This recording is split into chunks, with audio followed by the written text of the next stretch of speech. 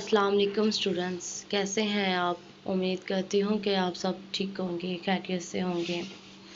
Welcome you for always Sumera में मैं हाजिर हूँ ENG 201 के वेरी इंपॉर्टेंट लेक्चर नंबर 12 के साथ। इसमें हम लोग देखेंगे कि कैसे हम लोग किसी भी बिजनेस मैसेज को प्लान करते हैं। तो हमें जो है पेपर्स में इसके आने के बहुत ज़्यादा चांसेस हैं। हमें इसका बिजनेस मैसेज का सुपर स्ट्रक्चर्स पूछा जा सकता है, तो इसमें मैं आपको सारा डिटेल में बताऊंगी। तो मेरा लेक्चर जो है स्टार्ट करने से पहले अगर आप मेरे चैनल पे न्यू हैं और अभी तक आपने मेरा चैनल सब्सक्राइब नहीं किया तो अभी आप मेरा चैनल सब्सक्राइब कर लें और बेल आइकन पर भी क्लिक कर दीजिएगा ताकि मेरी आइंदा आने वाली जितनी भी मज़ीद वीडियोस और वर्चुअल यूनिवर्सिटी की लेटेस्ट अपडेट है वो आप लोगों को इजीली मिलती रहे। तो चलते हैं हम लोग अपने टॉपिक की जानिब। Composing of a business message के जो है, जब आपने किसी भी बिजनेस मैसेज को कंपोज करना है, किसी भी बिजनेस मैसेज को आपने जो है लिखना है, तो उसके लिए हम लोगों को क्या चीज़ें देखनी होंगी। तो जो है कहता है कि कंपोजिंग जो मेथड है या जो प्रोसीजर्स है ये आपको हेल्प करता है कि आपने कैसे अपने मैसेज पे कंट्रोल करना है। ये बहुत फ्लेक्सिबल होता है और इसमें जो है फ्लेक्सिबल है, नॉट फिक्स्ड है। ठीक है, अपने जो है स्टेप ऑफ सीक्वेंस को परफॉर्म करने के लिए। तो इसमें हमारे पास क्या है कि हमारे पास जो कंपोजिशंस का मेथड है, कंपोजिशंस, ठीक है। यहाँ पे मैं फिर आपको क्लियर कर दूं कि बिजनेस मैसेज को कंपोज करने के 3 तरीके हैं। ठीक है, 3 तरीके हैं, 3 स्टेजेस हैं जिसमें आप अपने बिजनेस मैसेज को कंपोज कर सकते हो। ठीक है, तो हमारे पास जो है बिजनेस मैसेज को कंपोज करने के 3 कैटेगराइज हैं। ठीक है, 3 इसमें कैटेगरीज हैं। तो पहली जो हमारे पास है प्लानिंग है, फिर हमारे पास कंपोजिंग है और देन हमारे पास है रिसीविंग। ठीक है, ये 3 कैटेगरीज है जिन पे हमारा बिजनेस मैसेज कंपोज करने इस पे डिपेंड करता है। पहला जो है हम लोग देखते हैं, पहले हमारे पास है जी प्लानिंग है। ठीक है, तो प्लानिंग पे हम लोग देखते हैं कि प्लानिंग में क्या है। कहता है कि डिफाइन पर्पस। प्लानिंग में हम लोगों ने क्या करना है कि जब हम लोग प्लान करेंगे अपने बिजनेस मैसेज को, तो पहले हमने अपना पर्पस डिफाइन करना है। Why we are going to write that document, ठीक है, दैट मैसेज। तो हम लोग यहाँ पे डिफाइन करेंगे कि क्यों हम इसको लिखने जा रहे हैं। फिर हम लोगों ने अपनी ऑडियंस को एनालाइज करना है कि हमारी ऑडियंस, जब आपने एनालाइज करना है, पिछले लेक्चर्स में भी इस चीज़ को डिस्कस किया जा चुका है। फिर मैं आपको थोड़ा सा यहाँ पे आपको बता दूँ कि हमने ऑडियंस को एनालाइज करना है कि हमारी ऑडियंस कितनी है। ठीक है, लेंथ मतलब कि इसकी तादाद क्या है, इसकी स्ट्रेंथ कितनी है। बाज़ औक़ात हमारे पास होती है जो है एक टेबल के अराउंड, और सम टाइम जो है और सम कंडीशंस में हमारे पास जो ऑडियंस होती है वो हमारे पास होती है एक पूरे जो है आप कह लें कि एक पूरे कमरे में होती है, एक पूरे हॉल में होती है।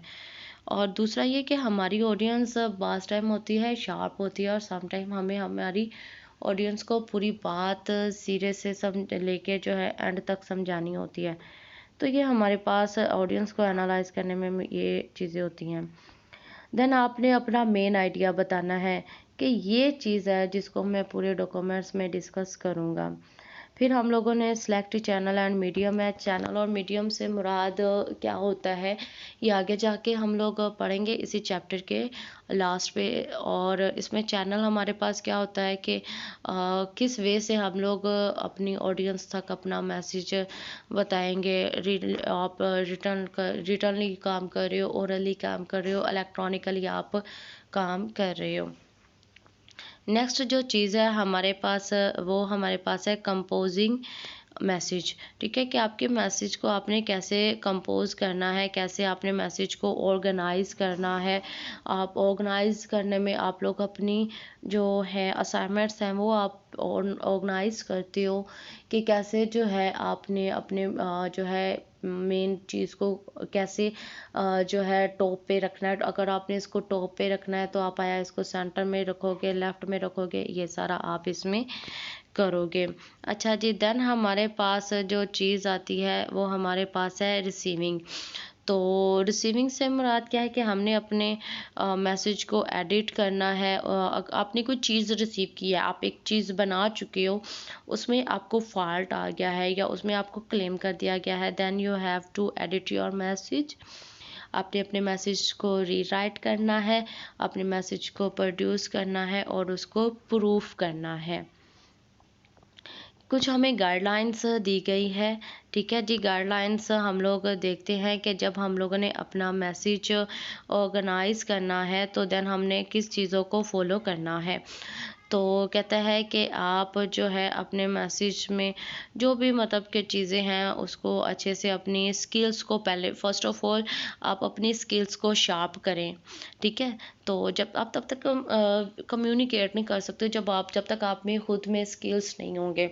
आप एक चीज़ को स्टार्ट कर लेते हो विदाउट एनी स्किल, तो ऑडियंस जो है वो तो भाई इतनी नहीं है कि आप एक चीज़ को स्टार्ट कर लो और आप में स्किल्स नहीं है और फिर भी ऑडियंस इस चीज़ को लेगी। हाँ, जो लोग आपकी ऑडियंस की डिफरेंट टाइप होती है, बाज़ लोग होते हैं जिनको कुछ भी नहीं पता होता, वो तो आप पे एतबार कर लेंगे, ब्लाइंडली ट्रस्ट कर लेंगे, ब्लाइंडली आपको फॉलो कर लेंगे, but there are some experts, तो वो आपको क्लेम करेंगे कि ये नहीं, ये दिस इज़ रॉन्ग। वो तो क्लियरली बोलेंगे बिकॉज उनके पास नॉलेज होता है। First of all you have to sharp your skills. फिर आपने जो है आपने पॉजिटिव टॉक करनी है। अगर आप चाहते हो कि आपको मार्केट में एक्सेप्ट किया जाए देन आपने क्या करना है, आपने पॉजिटिव जो है वे से टॉक करनी है। नॉन योर पर्पस, आपको बजाते खुद पता होना चाहिए कि आपका पर्पस क्या है, why you are communicate. Then आपने अपनी ऑडियंस को विजुअलाइज करना है। एक दफ़ा अपनी ऑडियंस को विजुअलाइज कर लें कि मेरी वो ऑडियंस की इतनी जो है स्ट्रेंथ हो सकती है।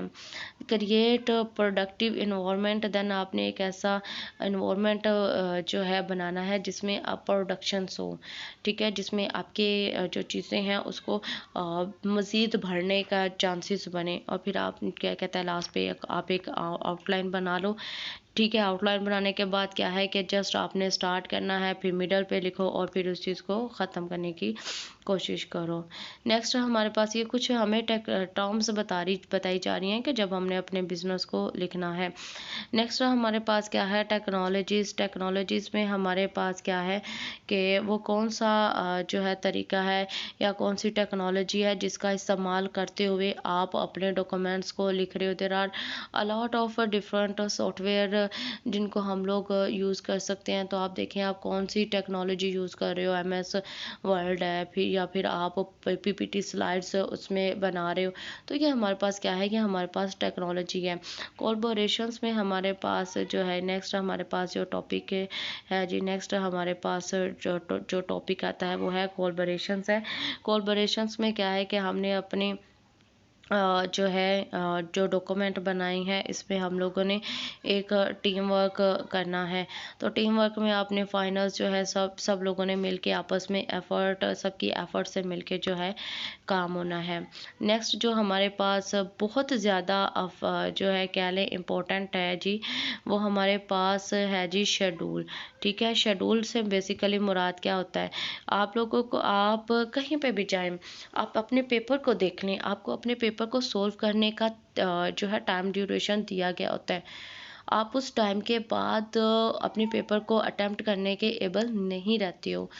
तो जब आपने डॉक्यूमेंट्स बनाना है, आपने कोई सॉफ्टवेयर बनाना है तो आप एक टाइम शेड्यूल डिसाइड कर लो कि इस टाइम तक जो है ये हो। अगर आपका टाइम बहुत ज़्यादा लग रहा है तो इसमें आपके रिसोर्सेज भी ज़्यादा जाएंगे और एफर्ट्स भी ज़्यादा लगेंगे। When we required a lot of time, ठीक है, when we required too much time then we required different resources and efforts. और जब हमें एफर्ट्स और रिसोर्सेज रिक्वायर्ड होते हैं तब ये चीज़ क्या हो जाती है, ये चीज़ कॉस्टली हो जाती है। तो आपने क्या करना है, आपने शेड्यूल को इम्पोर्टेंट, वेरी इंपॉर्टेंट है, आपका टाइम बहुत कीमती है, आपने अपने टाइम को मद्देनज़र रखना है। अच्छा जी, नेक्स्ट हमारे पास क्या क्या है जी, नेक्स्ट हमारे पास है डिफाइन योर पर्पस। आप किस लिए डॉक्यूमेंट्स लिखने जा रहे हो जी। फजूल तो हम लोग नहीं लिखेंगे, कोई ना कोई तो हमारा लिखने का जो है पर्पस होगा। तो आप अपने पर्पस को डिफाइन करो कि this is my mean which I am going to write this document. I am going write down business message for that is my purpose. Purpose को आप क्लियरली जो है मेंशन करो। ठीक है जी, पर्पस में यही है हमारे पास। कहता है कि ये एग्जांपल दिया, एग्जांपल आप लोग देख लीजिएगा। अच्छा जी, उसके बाद है डिसाइड वेदर टू प्रोसीड। ठीक है जी, कहता है कि बहुत ज़्यादा बिजनेस मैसेजेस होते हैं, उनके बहुत ज़्यादा जो है पर्पस होते हैं। आपने इन सबको जो है कंपोज डिसाइड आपने करना है कि आप क्या प्रोसीड करने जा रहे हो, क्या चीज़ आप डिलीवर करने जा रहे हो, क्या चीज़ है जिसको आप डिस्कस करने जा रहे हो। तो आप ये भी मद्देनज़र रखो कि आप कुछ जो है लिख रहे हो तो ऑडियंस अंडरस्टूड सी बात है कि ऑडियंस जो है उस पर रिस्पॉन्स करेगी ही करेगी। तो आपने जो है उनके रिस्पॉन्स के लिए अपने मैसेज को इस वे में कंपोज करना है कि आपकी ऑडियंस उसके साथ कंपैटिबल हो। ठीक है, आप उसके जो भी रेलेवेंट मटेरियल है आप उस मटेरियल को प्रोवाइड कर दो। फोकस ऑन द कंटेंट, आप अपने जो है मैसेज के कुछ कंटेंट्स बना लो। ठीक है, लेट्स सपोज के मैंने इसके कंटेंट बना लिए, मैंने इसके 5 जो है कंटेंट बना लिए हैं। देन मैं क्या करूँगी, जो है उस कंटेंट को लेके चलूँगी और उन कंटेंट्स की एक्सप्लेनेशन दूँगी। हाँ, उन कंटेंट्स को एक्सप्लेन करने के लिए अगर एक्स्ट्रा इन्फॉर्मेशन रिक्वायर्ड है देन हम लोग एक्स्ट्रा इन्फॉर्मेशंस देंगे। Establish channel and medium. तो चैनल एंड मीडियम हमारे पास क्या है, ये इसके लास्ट पे है कि कौन सा चैनल है हम जो है इस्तेमाल करके अपने मैसेज को अपने टाइम और अपनी ऑडियंस की नीड के अकॉर्डिंग, मौके के अकॉर्डिंग हम इसको इस्तेमाल करेंगे। अच्छा जी, common purpose of business message. Common purpose में हमारे पास 3 तरह के है मैसेज है। एक तो हमारे पास है इन्फॉर्म है, दूसरा प्रेशर्ड है और तीसरा हमारे पास क्या है जी, तीसरा हमारे पास है जी कोलैबोरेट है। ठीक है, तो इसमें जो है मैं ब्रीफली एक्सप्लेन इसको कर दूँ। इन्फॉर्म से मुराद होता है आपने जो है किसी चीज़ से अपनी ऑडियंस को इन्फॉर्म करना है, उनको बताना है। बताने के बाद दूसरा स्टेप है, तो इसमें हमने अपने ऑडियंस को कायल करना है कि जो आप का पर्पस है उसके अकॉर्डिंगली आपकी ऑडियंस बिहेव करे। देन हमारे पास है कोलैबोरेट है। कोलैबोरेट में हमने अपने मैसेज को इकट्ठा करना होता है। नेक्स्ट हमारे पास है स्पेसिफिक पर्पस। अगर आपके जो है मतलब कोई स्पेसिफिक पर्पस है, एक तो जर्नल पर्पस होता है और एक स्पेसिफिक पर्पस होता है। अगर आपके पास कोई स्पेसिफिक पर्पस है तो देन आप उसको जो है स्पेसिफिक पर्पस को लिखो। To determine the specific purpose, तो जो है जब आपने डिटरमाइन करना है तो आप सोचे कि आपकी ऑडियंस के क्या आइडियाज़ है, क्या उनका बिहेवियर हो सकता है आपके स्पेसिफिक पर्पस के अकॉर्डिंग। तो डिफरेंस बिटवीन जो है राइट डाउन जो है आपको क्वेश्चन आ सकता है specific purpose and journal purpose. Journal purpose में तो होगा कि आपने उनको सिंपल इन्फॉर्म करना है, तो स्पेसिफिक पर्पस में आपने उनको जो है एक स्पेसिफिक मतलब के बता देना है कि जो है इतने मंथ बाद आपसे ये मतलब के बात होगी या ये होगा या ये होगा। ठीक है, तो इसकी एग्जांपल्स जो है आप लोग देख लीजिएगा।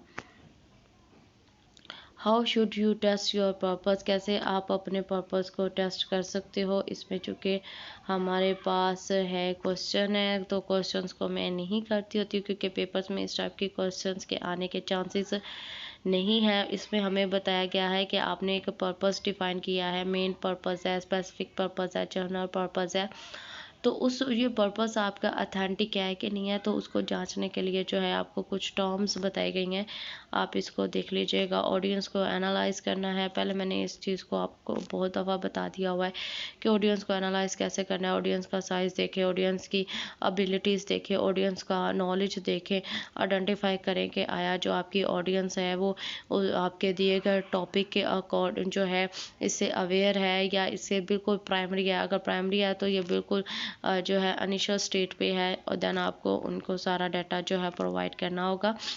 यहाँ पे इसके बताया भी गया है कि आपने अंडरस्टैंड करना है कि उनका क्या पर्पस है, आपने एस्टिमेट करना है अपनी ऑडियंस को, उनका क्या रिएक्शंस हो सकता है, ये सारा चीज़ है।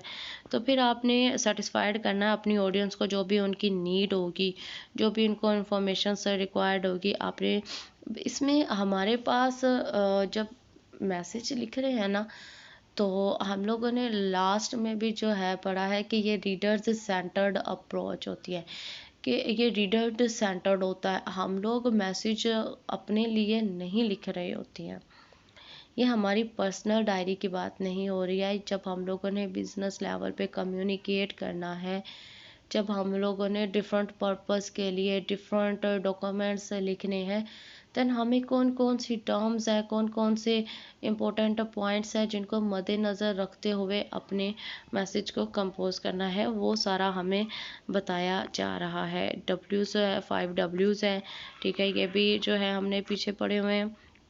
Make your message easier to comprehend, आपने अपने मैसेज को इस तरह से जो है कंपोज करना है, इस तरह से लिखना है कि आपका जो मैसेज है वो इजीली अंडरस्टैंड हो सके, ठीक है। तो इसके लिए इसको आपने ज़्यादा से ज़्यादा अट्रैक्टिव बनाने के लिए इसमें आपने क्या चीज़ जो है इंक्लूड करनी है, इसमें हम लोगों ने जो है हमें कहता है कि इसमें आप लोगों ने जो है समरीज़ इंक्लूड करनी है, ठीक है। समरीज़ आपने इंक्लूड करनी है, ओवरव्यूज़ आपने इंक्लूड करनी है, हेडिंग्स है, ठीक है, लिस्ट है, क्लोजर्स है, फिर हमारे पास अपेंडिक्स है, हैंडआउट्स है, चार्ट्स एंड ग्राफ्स है। ये सारी चीज़ें जो है हम लोग आगे जाके 12 विजुअल एड्स आएंगे टॉपिक, उसमें हम लोग पढ़ेंगे, ठीक है। फिर कहता है कि आपने क्या करना है, फिर जो है मेन आइडिया आपने बताना है कि ये चीज़ है जिसको which I am going to declare, आपने मेन आइडिया जो है बताना है। नेक्स्ट जो है आपने जो है कुछ टेक्निक्स इस्तेमाल करनी है। अच्छा जी, कहता है ब्रेन स्टॉर्मिंग टेक्निक्स, ऐसी जो है आपने टेक्निक्स इस्तेमाल करनी है जो आपके रीडर्स को का ब्रेन स्टॉर्म करें, ठीक है। तो उसके लिए जो है क्या है कि आपकी हमें कुछ टेक्निक्स जो है टर्म्स पढ़ाई गई हैं, ठीक है। तो इसमें सिंपल जो है आपको बताया गया है, कोई इसकी डिटेल जो है नहीं दी गई है। तो रैंडम जो है लिस्ट है, FCR वर्कशीट है, जर्नलिस्टिक्स अप्रोच है, क्वेश्चंस एंड आंसर्स चेन है। आपने इनके सिंपल टॉपिक याद करने हैं, इनके के ब्रेन स्टॉर्मिंग टेक्निक्स हमारे पास क्या होती है, ये आपने इस्तेमाल करना है। लिमिट द स्कोप, फिर आपने जो है अपने स्कोप को भी लिमिट करना है। नेक्स्ट अब मैंने आपको बार बार बता रही थी कि हम लोग आगे जाके चैनल और मीडियम को पढ़ेंगे। तो हमारे पास जो मीडियम्स होता है कि किस वे से हमने कम्युनिकेट करना है, एक हमारे पास ओरल मीडियम है, रिटन मीडियम है और इलेक्ट्रॉनिक मीडियम है। ओरली बात करें तो जो है ओरली हमारे पास होता है कि जब हमारे पास जो हम लोग डायरेक्ट अपनी ऑडियंस से कम्युनिकेट कर रहे होते हैं, जब डायरेक्ट कम्युनिकेट कर रहे होते हैं तो हमें साथ साथ फीडबैक मिलता जा रहा होता है। ऑडियंस जो कि आपके सामने होती है और वो आपको जो है एनालाइज आप कर लेते हो कि आप क्या कितना काबिल कबूल है। तो ओरली कम्युनिकेशंस में ये हमारे पास होता है। तो इसमें थोड़ा ये होता है कि ये थोड़ा टेम्परेरी है कि जितनी देर तक आप अपनी ऑडियंस के साथ कनेक्टेड हो, मतलब उनके साथ बातचीत कर रहे हो, तो उतनी देर तक तो ठीक है, लेकिन इसका कोई परमानेंट रिकॉर्ड नहीं होता है, ठीक है। तो नेक्स्ट हमारे पास है, इसमें हमने बजाते खुद डायरेक्टली इनको इनकरेज करना होता है कि वो रिएक्ट करें। रिटेल हमारे पास जो मीडियम है, इसमें ये थोड़ा हमें बाद में जाके फीडबैक मिलता है। इसमें हमें फ़ौरन जो है फीडबैक नहीं मिलता, लेकिन इसका जो फीडबैक होता है वो हमारे पास परमानेंट होता है। Your message is detailed and complex, हमारा मैसेज डिटेल्ड होता है, कॉम्प्लेक्स होता है। यहाँ पे हम लोग इनडायरेक्ट कम्युनिकेट कर रहे होते हैं। एक हम लोगों ने डॉक्यूमेंट लिख दिया, रीडर उसको पढ़ेगा, पढ़ने के बाद हमें जो है फीडबैक देगा। ठीक है जी, ये इसकी जो है डेफिनेशंस दी गई है, ये आप लोग देख लीजिएगा। नेक्स्ट हमारे पास है जी, जो नेक्स्ट हमारे पास टॉपिक है वो हमारे पास है इलेक्ट्रॉनिक मैसेज है। इलेक्ट्रॉनिक मैसेज में भी हमें कहता है कि जब आपको इमीडिएटली फीडबैक की ज़रूरत नहीं होती है, वहाँ पे आप इलेक्ट्रॉनिक मैसेज को इस्तेमाल करो, but you do need speed, और जहाँ पे आपको स्पीड की भी ज़रूरत नहीं होती है। ठीक है, you don't need a permanent record, आपको कोई परमानेंट रिकॉर्ड की ज़रूरत नहीं होती है, वहाँ पे आप इलेक्ट्रॉनिक मैसेज को इस्तेमाल करोगे। जी स्टूडेंट्स, आपका लेक्चर्स नंबर जो है 12 ये भी हो जाता है कंप्लीट। इसमें मैंने आपको बताया है कि कैसे कैसे आपने अपने मैसेज को ऑर्गेनाइज करना है। ठीक है, कोई चीज़ आप लोगों को समझ में नहीं आ रही है तो आप सिंपल जो है मुझे, कमेंट सेशन ऑन है, कमेंट सेशन में आप मुझे पूछ सकते हो। I am trying to answer immediately. अपना ज़्यादा सारा ख्याल रखिएगा और देखते रहिएगा वीडियो फॉर ऑल।